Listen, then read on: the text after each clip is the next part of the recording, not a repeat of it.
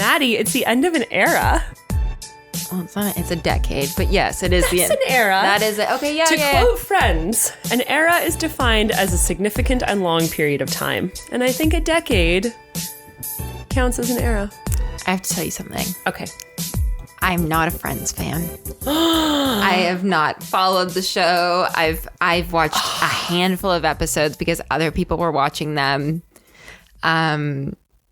It's a polarizing opinion. I was just going to say, I think my friendship with you is being tested at the moment, and I'm trying to be very understanding of your side. I hope we make it through. No, it's Me not.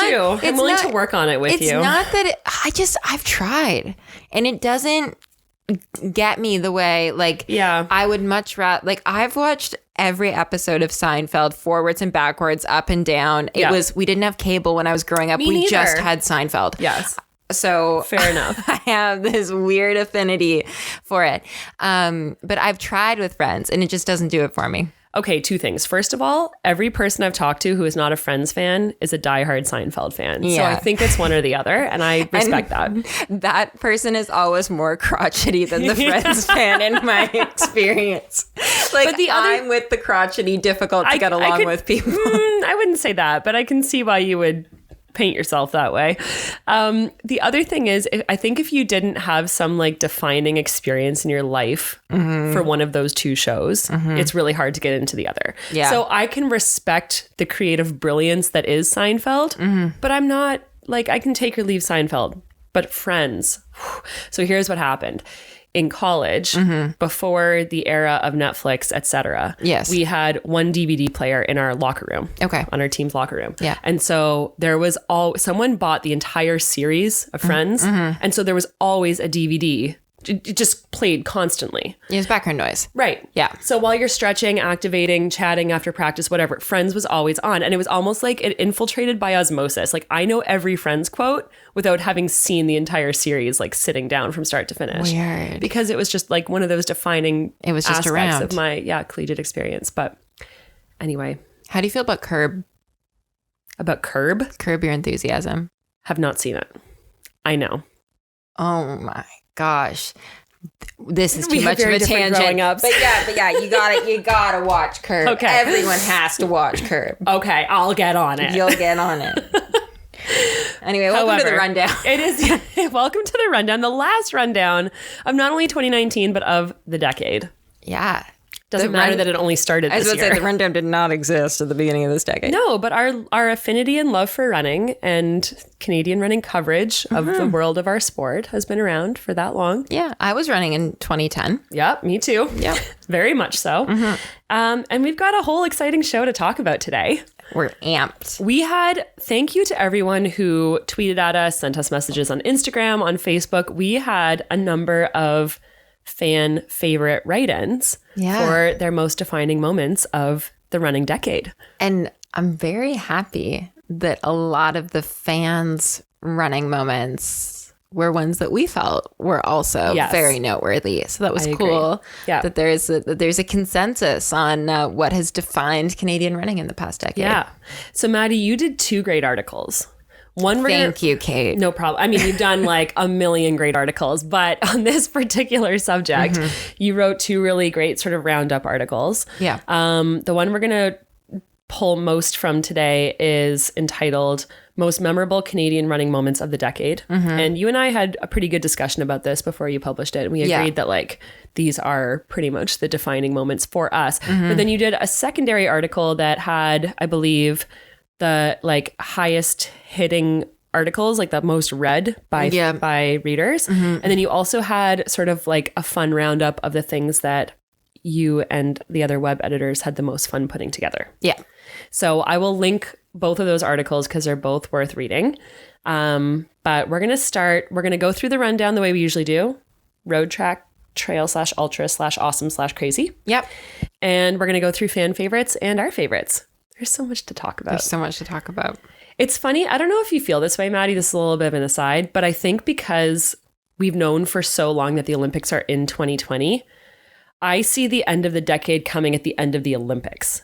Totally. Have you thought of it that way? Like every time I think about like this month being the end of the decade, I'm like, no, that's happening in 2020. Well, it's because our funny little brains have operated in this running, this elite running world for so long. In these 4-year cycles. Well, yeah, things go by 4-year cycles. Because like, even like, especially because the year after the Olympics is in a World Championships year, but then the year after the Olympics, it's like what will it be, 2022? Yeah, that's when I'm like, oh, I'll breathe again in 2022. Exactly. This is downtime when there's nothing to qualify for. Well, no, Commonwealth. Okay, but like relative to those two things, like things feel a little more low key. Right. So yeah, but that's because like we're operating on this strange timeline that 99.999% of the world doesn't operate on. No, they don't get it. And that's totally fine. All right. So we're going to start with the roads. Yes. And I don't want to do too much of a like in order thing because I think all of these... No. This is in no particular order. No particular order, except I will say... This one had the most fan favorite write-ins. Yeah, people love this particular moment. So what we're referring to is in 2013 at the Scotiabank Toronto Waterfront Marathon, Lanni Marchant and Krista Duchene both went under the former Canadian women's marathon record that had stood for 28 years. Yep, Sylvia Ruger's record. Rest in peace, Sylvia Ruger. We lost a great legend this year. She really paved the path for our Canadian marathoners who are doing so well right now. Yeah. But of course, we couldn't not list this one. Both of those women breaking the record. And we had a few fan favorites right in. So Kathy V on Twitter, her handle is @runningdesigner, has 2 favorites actually. The first is Lanni and Krista breaking the Canadian women's marathon record. It was the same day as my very first race, so it has always had a huge impact on me. Super inspiring. And I will say that Lauren Simmons, her Instagram handle is Lauren Dorfin, which I love. She also messaged us saying, finishing my first half marathon at STWM 2013 at the same time that Lanni set the women's full record. So cool. And it's cool that these runners had the experience of like, they didn't know that Lanni was setting the record because they were out there running themselves. But for both of them, it was like a defining moment in their own running careers. And then they would have crossed the line and been like, oh my gosh, history was just made. Yeah. Which is pretty cool. And I would imagine even beforehand, they might have been like, vaguely aware of Lanni, but then like super aware of Lanni after that day. Do you remember watching that race or being like, where were you during that race? Do you remember? 2013, October 2013. I'm remiss to say there's no way I was aware of it. I was in Toronto. I was in my first year of undergrad at U of T. Yeah, so you were a baby. I was 17 years old. Yeah. I was for sure on Sunday morning when Lanni was breaking that record. 99% chance I was hungover. Okay. I doubt I was. No, that's good honesty. October of first year. I doubt I was aware. I probably was surprised that there was even a race happening in Toronto, dare I say. I've since come to appreciate road races much more. I was going to say, look how far you've come. A long way. But if I'm being perfectly candid, I'm certain I was not aware. I was not even aware that this race was happening. Okay. I was probably kind of annoyed when I tried to get somewhere. And I was like, why are the roads closed? Yeah, and I was like, why are the roads closed? Yeah. And then I was like, runners. All right, runners are okay. Okay. Yeah. Gotcha. Well, I was at the race and Lanni and I had been good friends for a while. And it was fun because I remember watching her cross that line and watching Krista right behind her. Was it, I think, about a 30-second spread. Yeah. And of course, I mean, we got to give a huge shout out to Krista because she went obviously a little overshadowed because she didn't get to say she actually set the record, even though she broke it. And watching those two women cross the line and then seeing Sylvia with them too was awesome because they got to see, you know, the pioneer who had really set the stage for them. And then I remember going out for a beer with Lanni after the race. And there was this moment because she had won huge amounts of prize money for this. Like Alan Brooks, kudos Alan Brooks. Let's just give him a shout out too for the last decade of supporting Canadian running because he's been amazing. And especially the hype he built this year for like making it an Olympic trial. Yeah. Yeah. He's done such a fantastic job and just for people being interested in the runners' stories. Totally. And for setting up a venue that people can run at home as opposed to having to go elsewhere to run these times. Yeah. And have home field support. And yeah, it's awesome. And congratulations, Alan Brooks and Canada Running Series, 30 years. Yeah. So exciting. Anyway, Lanni had been paid handsomely for her achievement. And I remember sitting at the bar with her after her race. And, she had done all these interviews. And I think the excitement was starting to just come down one notch. And she just got really quiet for a minute. And I was like, is everything okay? And she goes, I just realized that I can pay off my law school debt. And it was like this aha moment for her where running really changed her life in that moment, which is really cool. Kudos Lanni and Krista on their 2013 record-breaking races.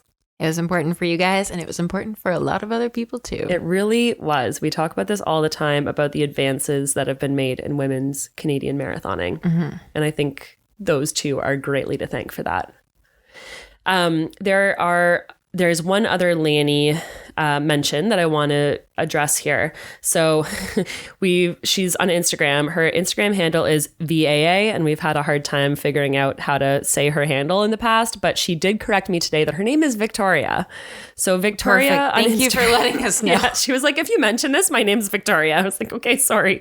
So she said 100% in 2016 when Lanni Marchant went to the Standing Committee on Canadian Heritage meeting to speak on women and girls in sport.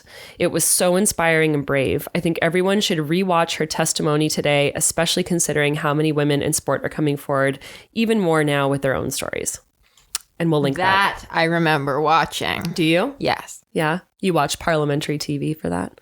I did. Yeah. I did. The special channel that we all get that you don't tune into very often. Yeah. Yeah. It's just video of the House. I actually don't think I watched it on parliamentary. I'm certain I didn't. I didn't own a television in 2016. But I watched it on 1916. I watched it on YouTube. Yeah.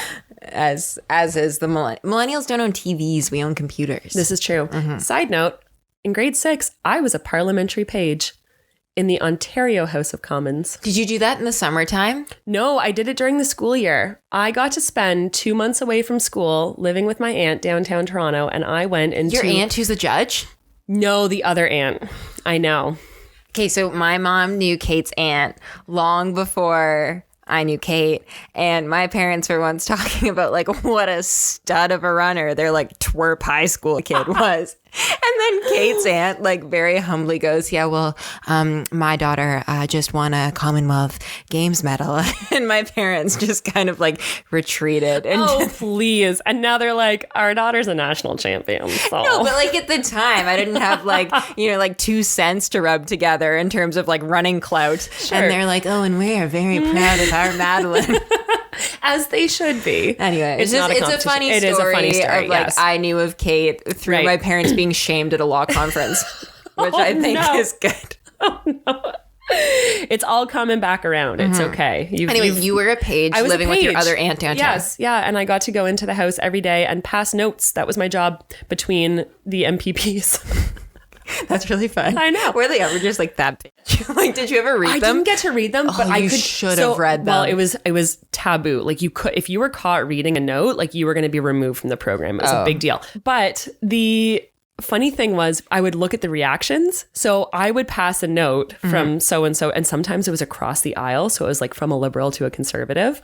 And you could tell that they were just smack talking because I would pass the note to whoever it was supposed to go to. Yeah. And they would read it. And immediately I could tell from their reaction what approximately the contents were. And then the fun thing is I would look back across at who had sent it and they'd just be watching. Oh, this is so fun. Yeah. So I got to facilitate trash talking amongst our Ontario members of parliament. That's a very big tangent, but Lanni Marchant, kudos for going and taking a stand in the House of Commons on a really important topic and one that has become increasingly in the media as of late. Yes. We also have in our roundup another Krista story, which is Krista's 3rd place at the Boston Marathon in 2018. One of the worst days in Boston Marathon history. Yes. I won't say the worst because I think we know that the worst came a few years earlier. Actually, interesting note on the 2015 bombing, the New York Times did their roundup of photos of the decade from their contributors and journalists, and the 2015 bombing made the list, because obviously that was like enormous for the running world, but in particular for Americans. Right. And there's it's just a great article in general, but their footage from that race is really, it's sad, but it's powerful. My dad was at that race. I didn't know that. Yep. He crossed the line about 15 minutes before the bombings happened. And he was the one I found out about it from. Because I don't know if you remember, but shortly after the bombings happened, cell phone towers were completely jammed because everyone was trying to get a hold of people, and it was total chaos. So I was at a training camp in California, and I knew my dad was racing, and so I was tracking him, and I knew he had crossed, and I figured he was on his way back to his hotel, and then I got a phone call from him, and this is before like no news had broken about the bombing. And so luckily, I mean, that's a weird word to use, but I was able to hear directly from my dad about what had happened, and in doing so, I learned that he and his friend who were running together were okay. Yeah. Obviously a tragic moment, but fast forward a couple years to the worst weather in Boston history. And Krista pulled out probably one of her most memorable races of her life. Oh, yeah. And finished third at a world major. Yep. Which I think she said she didn't even know. No, you would have had quite no a while idea. After she had crossed the line. I feel like at that point, like it is such a war of attrition and just like a personal battle that like I imagine she had no clue where anyone was around her. No. And like there's going to be like less people on course, less people giving you cues because they've all been like, swamped out. Yeah. So it's crazy that like she was able to do all that while running blind. Right. Yeah. Unbelievable. Our Canadians did really well in that Boston, actually, not surprisingly. Okay, a couple more road Canadian pieces to cover. Well, Cam Levins. We would be remiss if we were not to mention Cam's national record in 2018. That was a super cool race. I was on course and they had the Cam running and it was a really, really cool day. It was in his debut to smash a record. And then I got to write a story after that race. It was like the first like longer feature I ever did.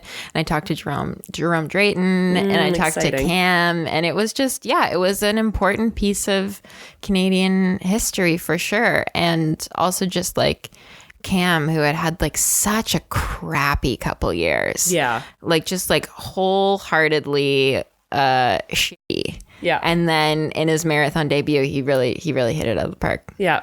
That was so thrilling to see. So Noel Payne, who I've known for quite a while actually, on Facebook wrote, "My biggest memory has to be Kipchoge taking down the 2 hours mark. For sure. But in Canada, there have been many. I loved seeing Cam Levins taking down the men's Canadian marathon record that stood for so long." I mean, it really was the parallel story to Lanni and Krista a few years before. Yeah. Having stood for 35 years. How long did it stand? 43 years. Having stood for 43 years. I mean, that is unbelievable. And there were people who came before Cam who were so close, like Reid and Eric and Dylan, like painfully close, but no one did it. No. And we talked about that. It didn't quite make the list because there were so many road pieces of news to talk about.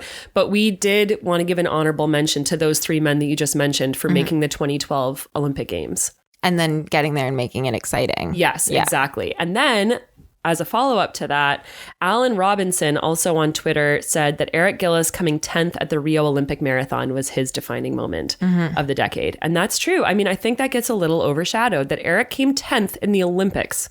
Well, and another thing that got overshadowed on this list a bit was Lyndsay Tessier's 9th place at her first ever world championship as a masters athlete. Again, that didn't make this list because we've had such an impressive decade in Canadian athletics, and in particular in the past 3 years. Yes. But like watching that brought tears to my eyes. It was a really, really beautiful thing. We watched it together.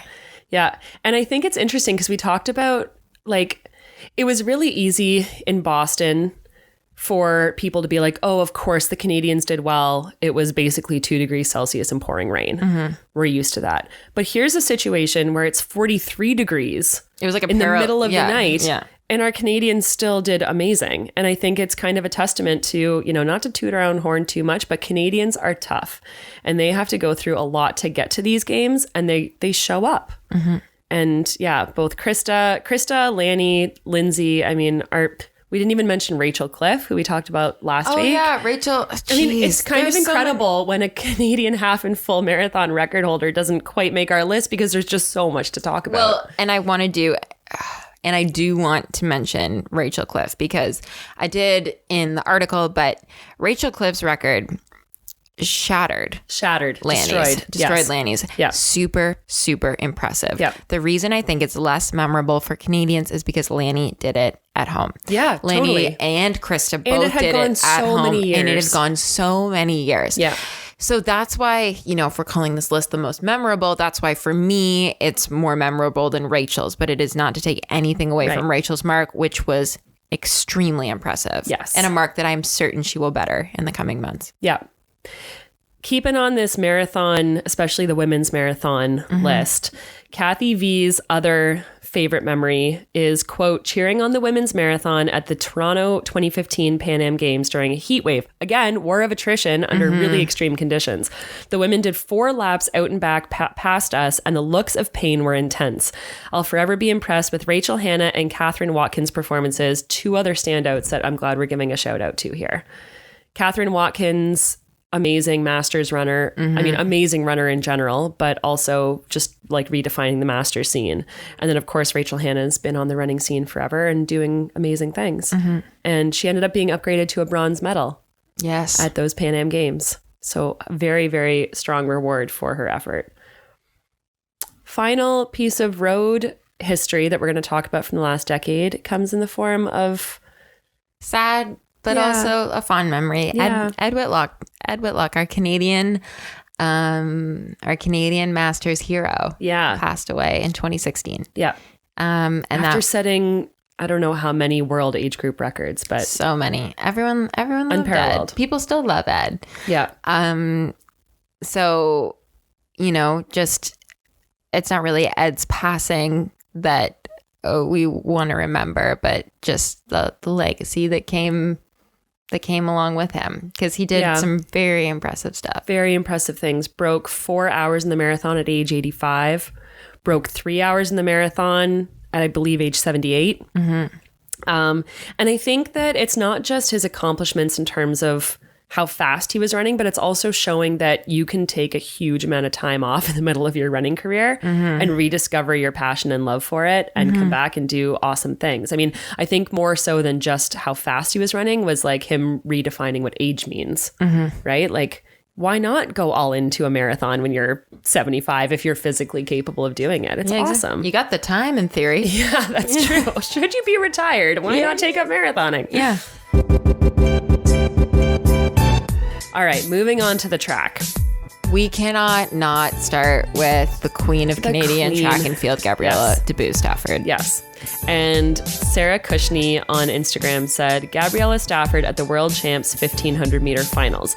And that's all she said, but there was like 17 exclamation marks. And she also used the clap emoji between every word, which is very warranted. Yeah, that was... So for a little bit of context... that was the fastest women's 1500 meter final in World Championship history. Yes. I believe it was also the fastest women's 1500 meter race. One of the fastest. In terms of like the depth? Yeah, in terms of the depth. I would agree with that. In history. Yep. Gabriella's time, any other world championship would have been a championship record. Yep. And she was sixth. Yep. 3:56, just for those who need a little refresher. So shattered her own national record. Yep. Shelby Houlihan set an American national record. Yep. I believe someone else said it. Was it Segay who set a national record? I think there were at least 3 national records. There were 3 national records. 6 technically championship records. And an outright championship record, obviously. Yeah. Anyway, it was the entire final was just littered with annotations for what those times meant. Area record, national record, personal best. Yeah. Yeah. So one of the fastest races in history, depth-wise. And Gabriella was 6th. And she was just so impressive. Her entire season was so impressive. So she just turned 24. She turned 24 in September. So it would have been just after that championship was over. And this year's been crazy for her. Yes. Like in 1 year, she moved, we've talked about this so much, but she moved across the world. She got married. She switched coaches. She finished her undergrad. She became a multiple 7-8-time Canadian record holder. I think 7-time Canadian record holder. She's the 21st fastest woman to ever run the 1500 on planet Earth. She is on the cover of this month's edition of Canadian Running Magazine. She's had an insane year. And I loved listening to the progression of like Diamond Lake commentating. Yeah. Because I remember when she ran the Canadian 5,000 record the first time. Mm-hmm. Again, usually when you talk about her records, you have to say it the first time. Right. Kind of like Rachel Cliff. Yeah, kind of like Rachel Cliff. Yep.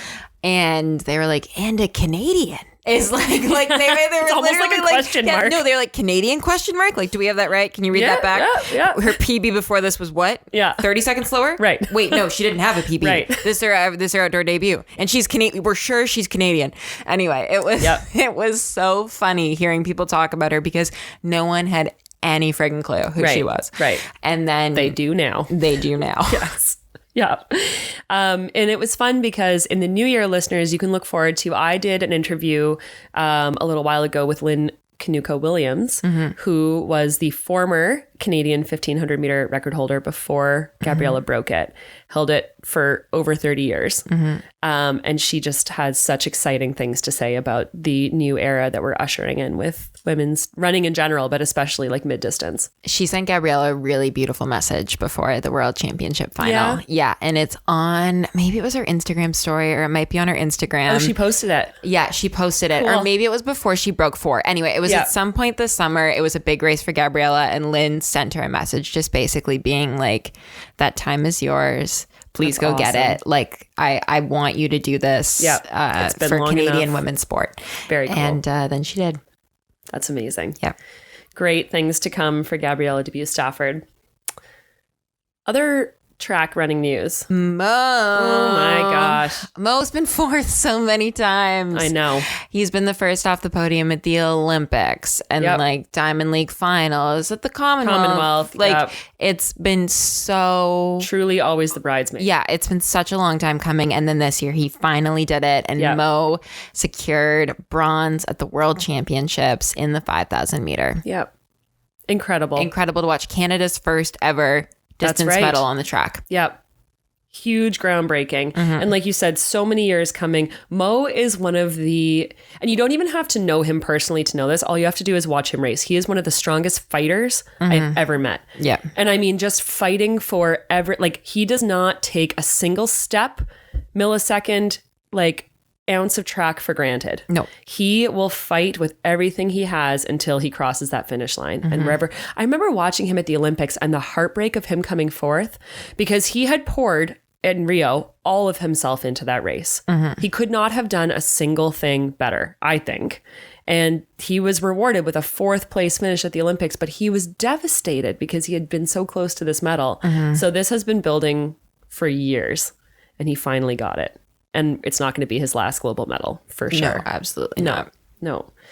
Lots of great things to see for Mo moving forward. Next, we move on to Andre DeGrasse and Usain Bolt. And that was memes, that made it into pop culture, that was world news. The big bro, little bro situation at the 2016 Olympics, which would sort of end up being Bolt's like swan song. He was around in 2017 at the World Champs, but people knew like it's not that obviously Bolt was still amazing. He's the most dominant track and field athlete, like one of the most dominant track and field athletes who's ever lived. But I feel like that Olympics, it was a real high. Did he still set a world record that year? I think he set another world record that in 2016. Anyway, whatever. Bolt's still running extremely well at this time. And Andre DeGrasse was the scrappy nobody from Canada. Well, and there's such a big difference in stature. Like the big brother, little brother thing was really like they played Bolt that up is a like lot. 2 of DeGrasse's stacked on top of each other. Like they could not look more different as runners. No, but what a bromance. And Bolt, But DeGrasse was there. Yeah. And Bullock kept trying to, kind of like shake him off. Right. And he would. Right. But it would take, I think, a little longer than he expected. And he was kind of like, why are you still here? Who the hell is this tiny little Canadian, a Canadian sprinter who won't leave me alone? Yeah. And then he kind of embraced it. And it was super cute. Yeah. Very cool. Well, the thing is, we have a very strong history in Canada with our particularly men 100-meter sprinters. But we'd had a bit of a dry spell. We did for a while. Yeah. This is where I want to give an honorable mention to the various iterations of our men's 4x100-meter relay team. Yeah. Because from about 2013 onward, they have been on the scene and they have gone through a roller coaster of getting DQ'd themselves, coming fourth multiple times, and then being bumped up to silver or bronze because the people ahead of them were DQ'd. I mean, these guys have been through... they've been to war together. And DeGrasse has been on most of those teams. And an honorable mention to Aaron Brown, who I think saw DeGrasse and was like, I want that. And he's not there yet. He's beaten him head to head. At a games, he hasn't performed as well, but I think Aaron Brown's going to get there too. Totally. He's got the chops. Yeah. Very exciting. Melissa Bishop. When we talk about queens, we can't not say the words Melissa Bishop. My gosh. I still get starstruck. Oh, me too. And I've been racing her since we were like 13. Yeah.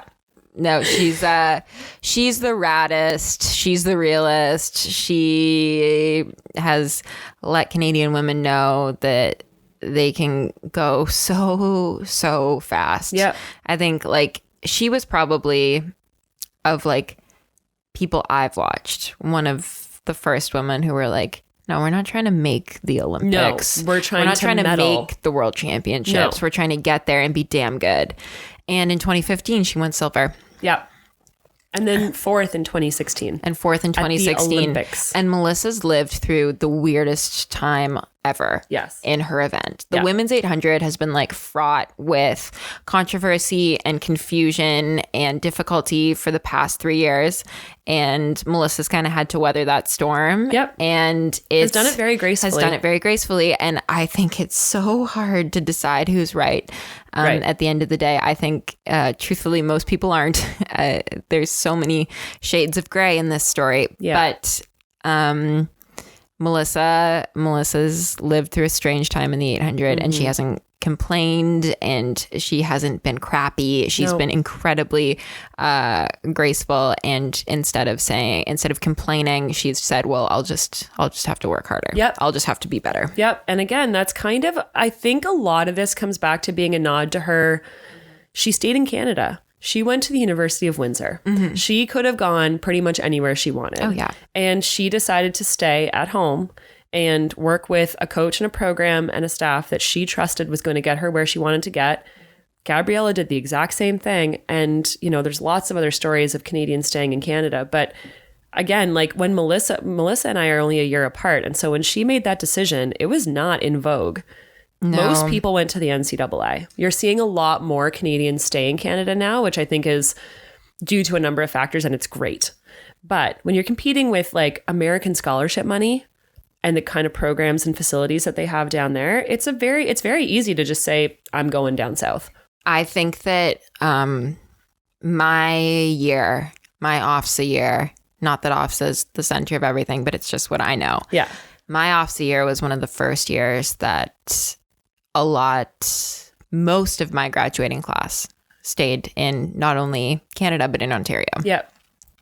Like Caitlin Ayers, who's like a multi-time Team Canada member, went to Guelph. Mm-hmm. Gabriella went to Toronto. I went to Toronto. Claire Sumner, who's a Canadian cross-country champion, went to Toronto as well. She later transferred to Queens, but all of us stayed in Ontario.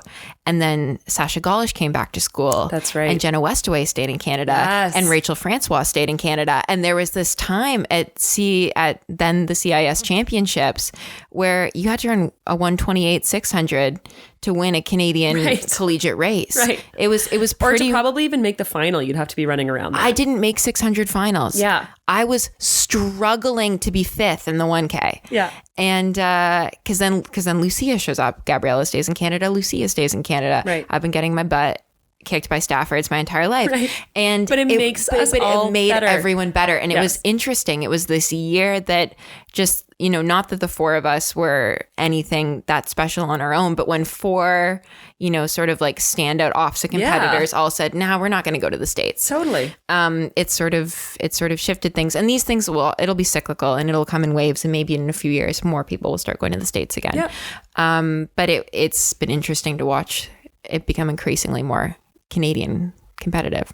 So I was thinking back just before we get to the end of our track segment, I was thinking back to what were the most memorable moments for me of the last decade. And certainly the ones we've talked about have all been in there.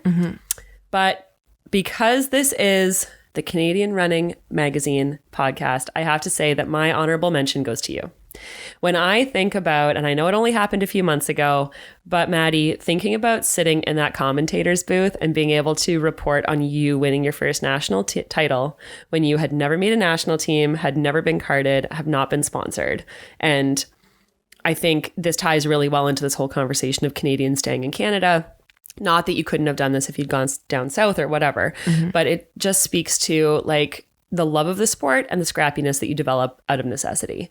And that will always be etched in my mind as one of my favorite running memories, is sitting in that booth, watching you finish that race and just being like, she did it, because we all knew it was possible.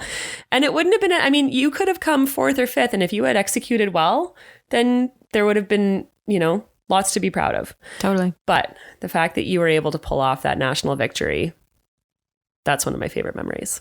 Well, thank you. Yeah. It's, that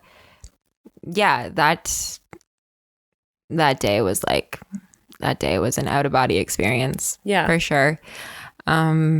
But I think it's indicative of like so many of the people we've talked about, always being on the fringe of like cracking into that. And I know it's a different level when it's the Olympics or whatever, but this is where that starts, right? You've been on that fringe for so long. And I think your story resonates with people because so many others have been in that position where they're like, I'm so close, but I'm never quite there. Like, is this still worth it? I'm putting all these things on hold. And here you came charging through literally and just kind of like destroyed that barrier in the space of 2 minutes. And I think that a lot of people reacted the way they did to that because they know what it feels like to be on that fringe. Yeah. And you kind of epitomize the hope that all of us have around like, if we keep working our asses off at this is something that in theory is attainable. And you just made it happen. Well, and I was floored by how much people cared, but I think it was kind of a perfect storm of like, no one knew outside of like even like my close community, like no one knew who I was, and people were there to watch Melissa. Right. Who also ran amazing. But that race got attention because Melissa Bishop was in it the same way the 100 gets attention because Andre DeGrasse is in it. Yeah, that's fair. And so people showed up to watch Melissa, and then someone who they'd literally never heard of ducked her at the line. Which is why track racing is exciting. Yeah. Like, it's an old adage, but if we determined who won based on seed times, we wouldn't bother running the race. We run the race because this is the kind of stuff that can happen. Yeah. And it's super exciting. So anyway, congrats, Maddie. Thank you. Yes. I'm glad I'm glad for a day I made track exciting. Yes. So speaking of track runners, but kind of moving on to the cross country course. Yeah. Miss Sheila Reid. So we got to get her on the pod. Yeah. If for those who haven't been following the running scene as close, for those who only started following the running scene closely in the past few years, Sheila hasn't really been around since 2015. She was around in 2016. She had some injury issues. Unfortunately, didn't make that Olympic team and then retired shortly thereafter. Right. But Sheila Reid was a force of nature in her collegiate years. And she really was putting Canadian women's distance running on the map because Sheila was pre-Justin Knight, because then Justin Knight was the next, like he was a huge deal because he was this Canadian who was individually winning the NCAA championships.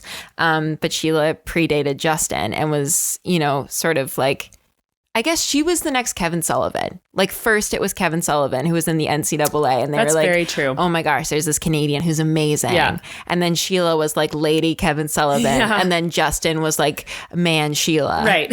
But like I think just passing that torch. Yeah, but I think Americans don't like when Canadians win their events. No, they do not. And so they take notice when there's someone who shows up from up north and says, I'm going to be better than all of you. Like Sheila was better than Jordan Hussey. Oh, yeah. I'm looking at a photo right now of Sheila winning her second consecutive NCAA cross-country championship. And like Emily Infeld, who's a world championship medalist. Like these are not...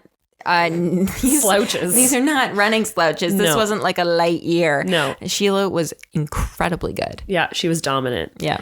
And I was actually racing in the NCAA at the same time as Sheila. And I will say I watched her from behind in many a race.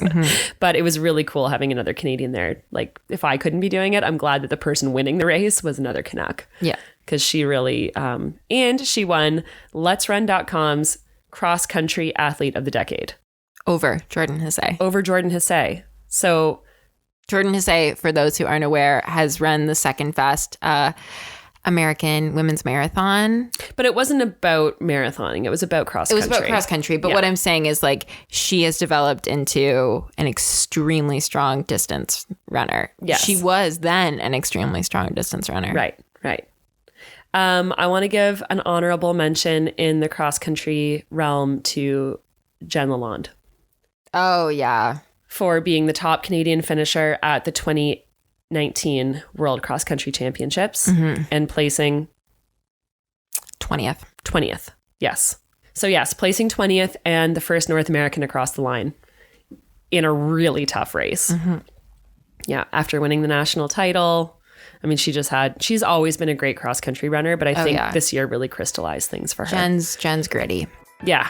Yeah, she is. She's very gritty. And again, we're going to see great things from her moving forward.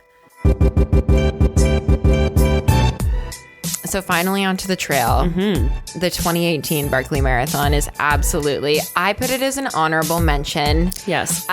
Because it was so important to a very specific community, but I'm not sure if it's memorable to like the general running audience. Fair. Yeah. But for people who follow running closely, and for obviously anyone with a slight interest in trail, Gary Robbins of the 2018 Barkley was so memorable. Yeah.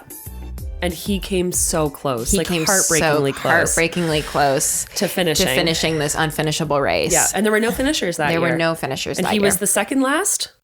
Yes. Out on the course? Yes. Yeah. And he wanted to go back for 2019. He got injured. Murmurs that he's going back for 2020. We'll keep you posted. Nick wants to cover it. We want him to cover it. Yes, we do. Anyway, more on that later. But the 2018 Barkley and like the staff at the time did an incredible job covering that race. So that was a super, super cool thing for Canadian trail and Canadian running. Yes. Yep. And we are seeing, again, just like we are in every other discipline, we're seeing more and more Canadians establishing themselves at the top of a lot of these big races. Finally, what you're calling miscellaneous news, which seems appropriate. We have two stories in this category. Yeah. Canadians had a real moment in the beer mile. Yeah, we really did. And by we, I mean like Lewis Kent and Corey Bellemore. Yeah. Lewis Kent was on Ellen. I know. People forget that. A Canadian runner was on the Ellen show. Lewis Kent, shout out to you. Shout out to Corey Bellemore, who broke your world record 1 year later. Yeah. Canadians had a real moment in the beer mile this decade. It became international news. Yeah. And anyway, I think that's memorable for most people. There are a lot of people who, when I say I run track, they say, do you know the beer mile guy? Yeah. And when they say the beer mile guy, they actually mean like 2 to 3 different guys. Right. Because like an older generation means like, do you know Jim Finlayson? And then like a younger generation means like, do you know Lewis/Corey? We're not sure which. But like people who don't know, people who call running jogging. Yes. And ask me if I'm still jogging. Right. And then they follow that up with, do you know the beer mile? Yeah. And then they follow it up with, do you know Andre DeGrasse? Right. Those are the questions I'm asked.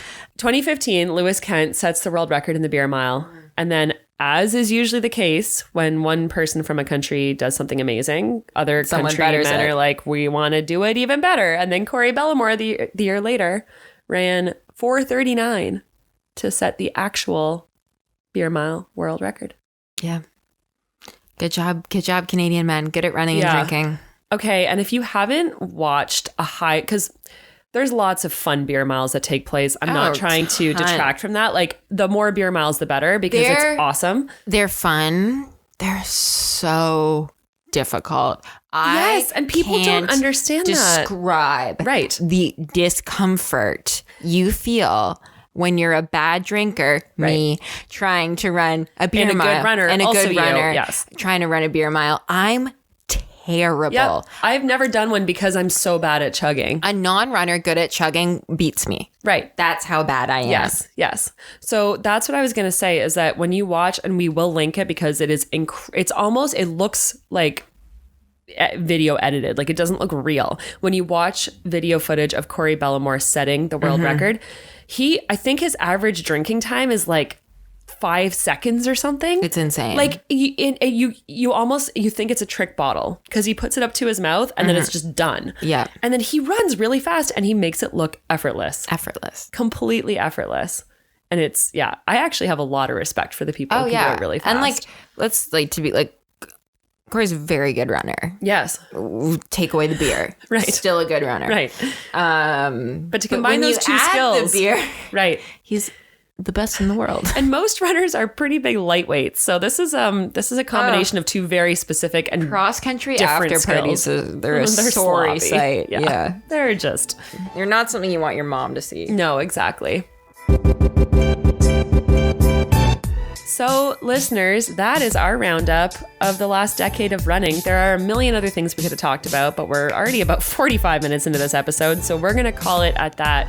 But if there is something important to you that we didn't cover, please tweet at us. We'll retweet your memory, and we want to hear about them because obviously the last decade has been really redefining in Canadian and world running, and there's so much to look forward to in the next year and 9 to follow after that. Welcome to an Olympic year, folks.